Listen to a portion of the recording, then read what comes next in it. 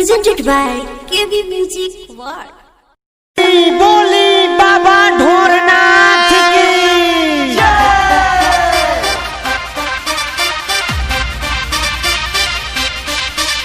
बुलबम जैसी जैसी बुलबम जैसी जैसी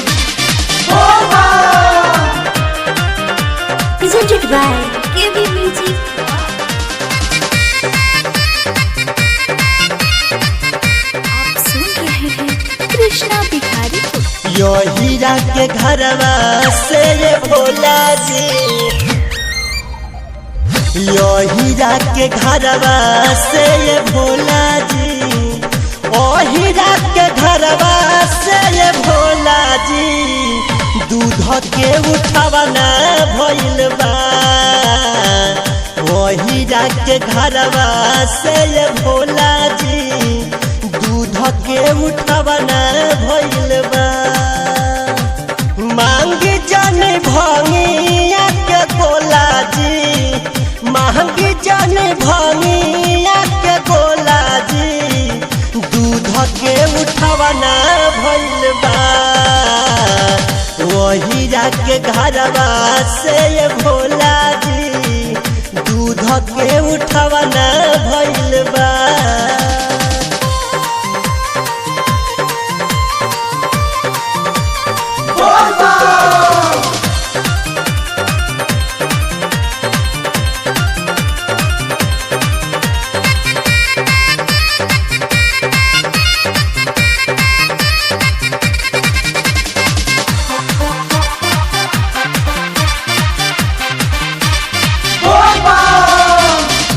गजाना भंगिया पिसाई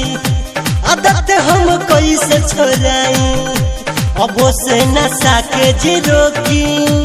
अबे अखिया से रोई, गजाना भंगिया पिसाई आदत हम कैसे छोड़ाई, अबो से नशा के जी रोकी अबे अखिया से रोई, से रोई, जानता वे गौआ टोला जी, जानता वे गौआ टोला जी, जानता वे गौआ टोला जी,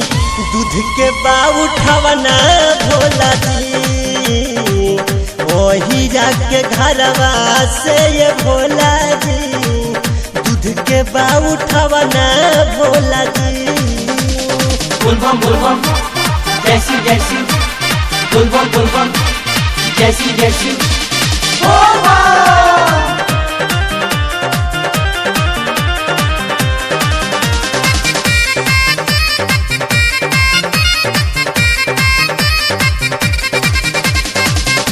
सुनी सुनी मोर स्वामी होई तीनों लोक में नामी, सेहत पर ध्यान डाली फल फूलल पान खाली, सुनी सुनी मोर स्वामी होई तीनों लोक में नामी, सेहत पर ध्यान डाली फल फूलल पान खाली, पान खाली, देखी देखी दुख बहुत होला जी, देखी देखी दुख बहुत होला जी, देख के ये दुख बहुत होला जी, दूध के बा उठावना भोला जी, ओ हीरा के घरवा से ये भोला जी, दूध के बा उठावना भोला जी।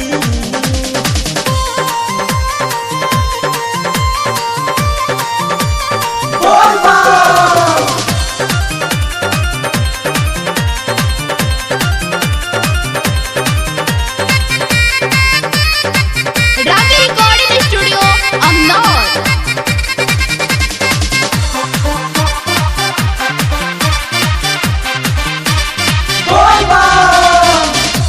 अवत बार संत सितारा बोलत बोल बम के नारा, हाली से अब खाली खाली